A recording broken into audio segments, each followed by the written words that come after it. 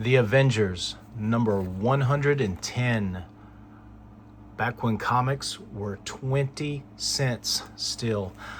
This came out in 1972, and I was 7, I think, whenever this came out, and this was the first time I had ever seen this comic. It became a favorite comic, but this was a first for me.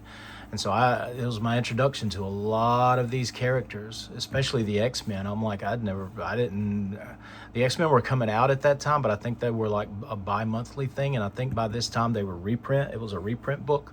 And I did pick up some of those, but it was after this. So this was my first exposure to the X-Men. And this guy, I'm like, this is an awesome Gil Kane cover, and it spoke to me, and it speaks of the Bronze Age so much. You have these characters in full view, very colorful. You have word balloons on here. He says, "I did it. I, Magneto, have destroyed the X-Men, and the Avengers are next." So it tells me who these guys are on the actual cover, and I'm assuming that he says he's defeated them. So those are the guys at his feet. So that's the X-Men. Funny, they colored Jean Grey's hair. They made Jean Grey a blonde in in this one, and then you got these guys coming in for the rescue. I said, well, I guess those guys are the Avengers, and I'm like, who is this guy back here? He must be really important because he's featured twice on the cover. I had no idea. The Vision quickly became my favorite Avenger, but I loved all of them. I loved literally all of them. And so this was issue number 110. This was issue number 111. I got these. This might have come out at the same.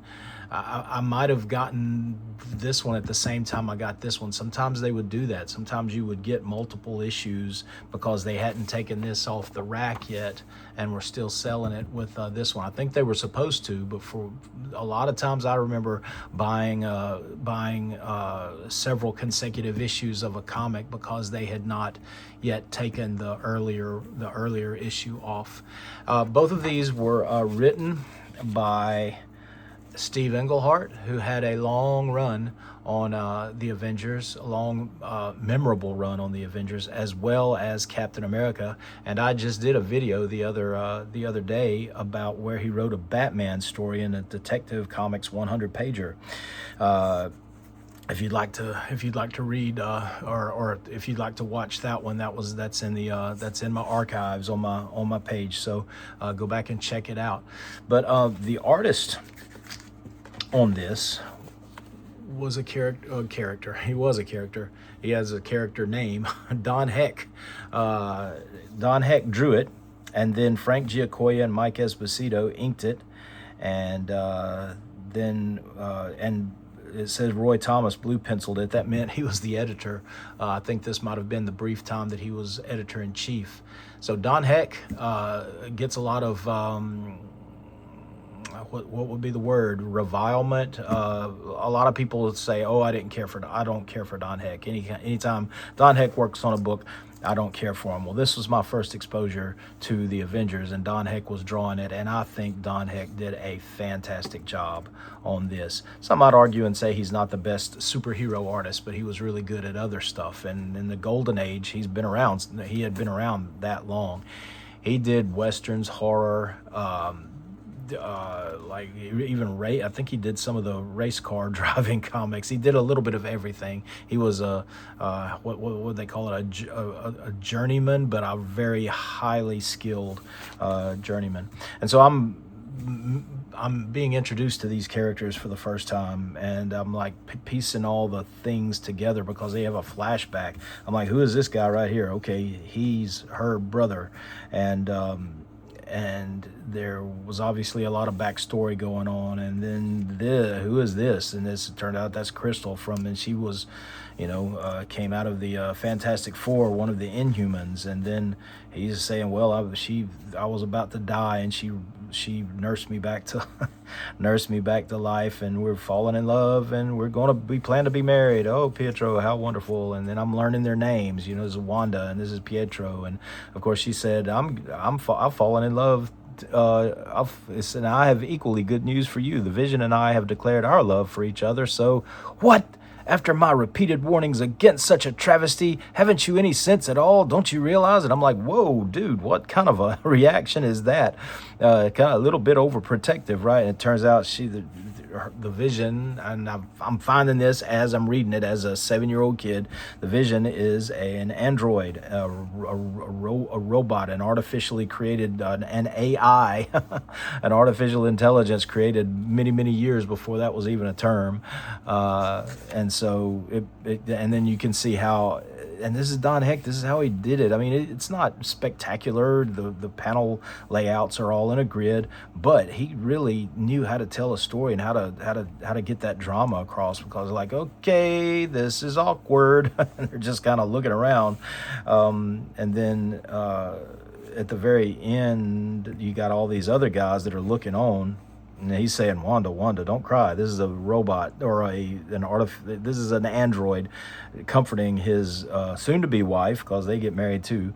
And then these guys said, Wanda, this is Captain America. It's thought balloon. You can tell by the way it's drawn with the I don't know, you'd call it scalloped bubbles or whatever, and it's with that just means that they're not speaking out loud. It's coming from his head.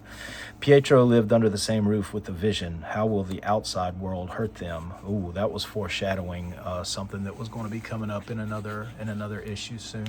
So anyway, this is is this Avengers Mansion? No, this isn't Avengers Mansion. This is them looking in on a scene of, this is the X-Men Mansion. So I don't know, did they have drones back then? How did they see this? I don't know. Stark had drones before even the military had them. So anyway, they're looking into a scene of destruction on the X-Men's mansion, and they see Professor X, and he says, you've come back to gloat. He said, you'll get no satisfaction from me, you fiend. You may have destroyed my students, may yet destroy me, but no power on earth can make me the whipped dog you want to see. He says, the image gone. However, I have seen enow. That's like old English. I've seen enough, for the God of thunder doth remember that man. He did speak to me once in my mind. He be Professor Charles Xavier, mentor to the long-hidden X-Men. Long-hidden? I guess they're like keeping a low profile or whatever. And then you have this little asterisk here, and it would take you back to what he's referring to in the marvelous opus that was X-Men number 9. I'm like, that was like, even then it was like years in the past, that happened, but that was like the continuity that Marvel was using.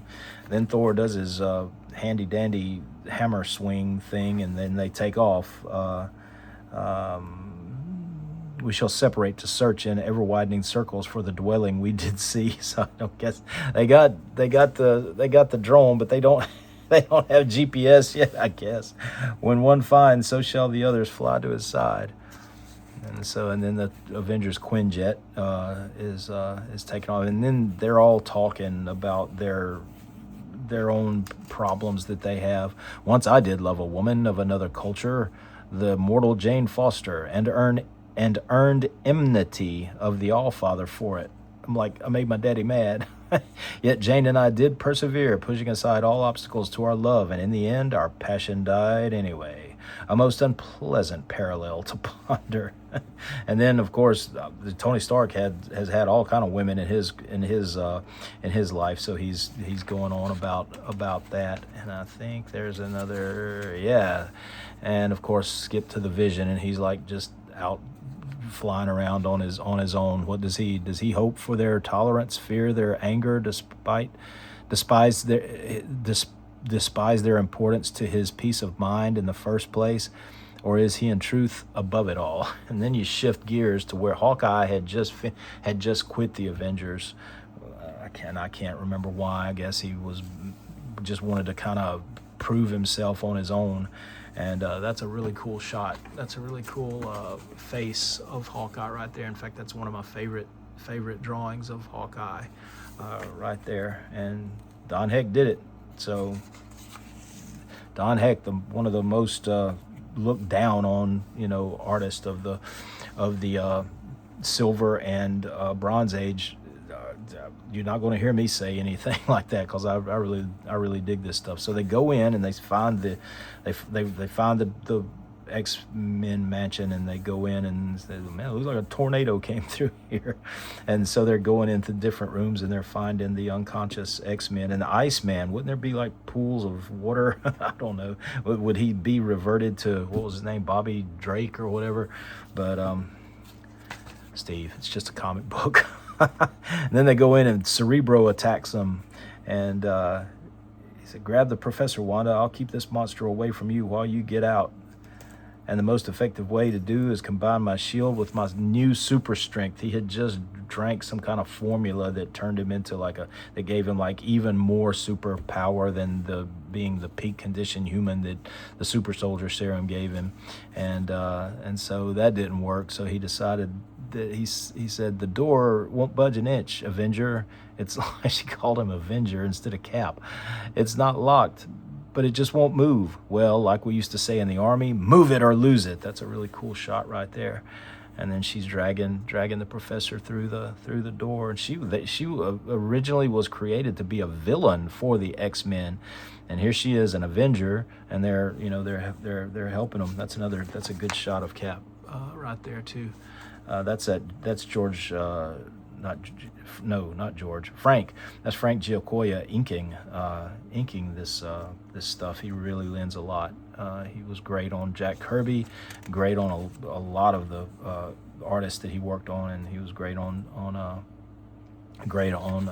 Don Heck as well. So here we are saying, hey, they're saying, where's Iron Man at? We've got the X-Men, but where's Iron Man? He said, coming at you with the throttle wide open, group. I checked the whole house and found one last victim. Now let's vamoose.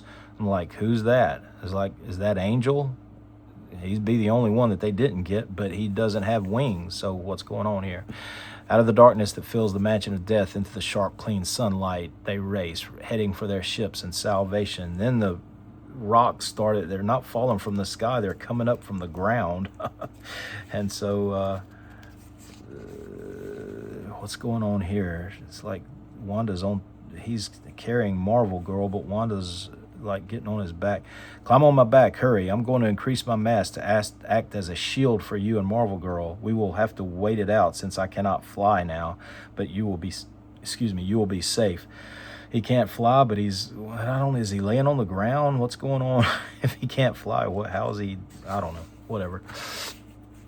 And so they're headed out with the rocks flying up, and then all of a sudden dinosaurs come out of nowhere. I'm like, what in the world is going on? But I loved dinosaurs as a kid, so it didn't matter. I was just like, wow, we got the Avengers are going to be fighting dinosaurs, and yeah, they fight them. Thor comes up and does the thing where he gets in his jaws and tries to pry his jaws apart, and then Iron Man's twisting. Yeah, he says, in that case, Blondie, I'll go back to my job at the pretzel factory.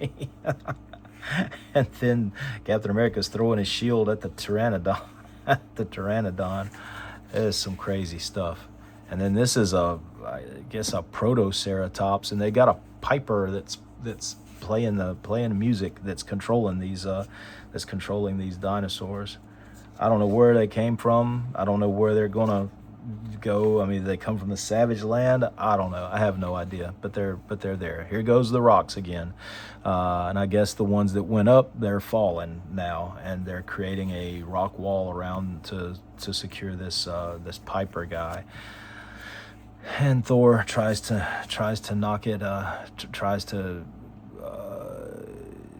He tries to just bust it all open, but they react against him.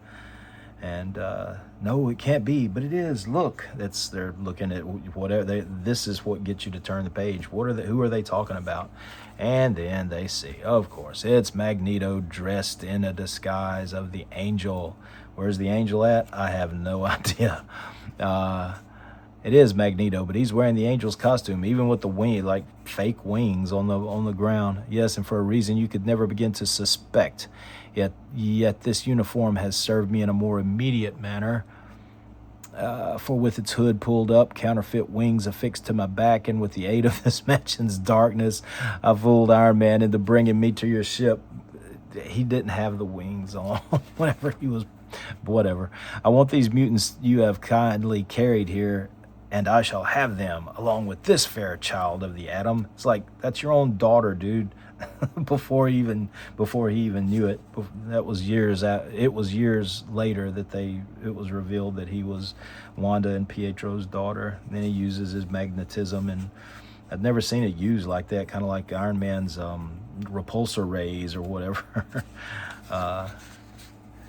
And then he put his helmet back on. It's kind of weird.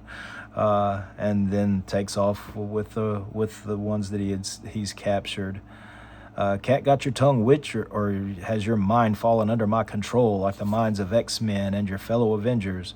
You won't be so jubilant when I use my hex power on, for that is Magneto's new secret power, and the reason I cannot fail. The Scarlet Clad, I think I read that wrong. I think it went from here to here, and then you read hers. And the Scarlet Clad girl does not answer. Her eyes grow blank, and many miles behind, at last the rocks have ended their shifting, leaving Thor free to act. But we're too late. The ships, our friends, are gone. We will find... Did they always have his lettering in yellow? Was that a deal? Yep, sure did.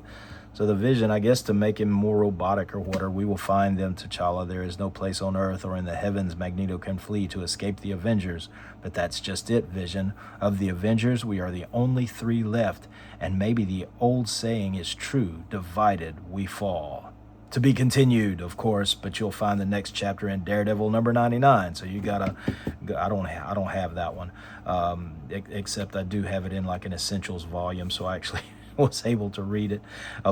It'll be continued in Daredevil number 99 of all places. Be sure to read that one before you rejoin us here next month, Sahib Excelsior. So that's the Steve Englehart doing his Stan Lee impression. And then that's it. That was it for this issue, and it goes on into this one. But I think I'm going to save this for another video, because Daredevil, another favorite of mine, is in it. This is when Daredevil briefly joined. Well, I don't know if he joined the Avengers, but he was part of this whole thing. Black Widow joined the Avengers, even though she only stayed on it for a little while. But anyway, I'll read this next time. But anyway, thanks for coming down this trip down memory lane with me. This goes way back to my childhood. I remember seeing this on the spinner rack of Al's Pharmacy in my hometown of Lucedale, Mississippi. As a 7-year-old kid, it was one of the first ones that I picked up off the spinner rack and got with the money that I had, a whole whopping 20 cents. I probably got a candy bar or something whenever I got it, a drink or whatever. And I remember really enjoying it. This is not even the one that I bought off the spinner rack. That one completely was destroyed because I read it so much. This was one I got a little bit later, and I've read it again so much that even it is about to fall apart. But that's the way it is with old comics. That's the impact that they had on me as a young child. It's just never left. I still get the same sense of wonder out of this as long as I've been working in comics, doing my own stuff. This stuff right here still really makes me happy. It hits me in the feels, and I enjoy reading it. So that's why I'm doing this whole thing, this whole channel or whatever. It's to share with you my love of this highly effective medium for this type of storytelling. And the movies are great that they make from these, but there's just in my mind, in my whole being, there's nothing better than sitting down and reading a comic that really that really affects you in such a positive way as this. So thanks again for watching, and look for another video soon. Take care, and we'll talk to you later. Bye-bye.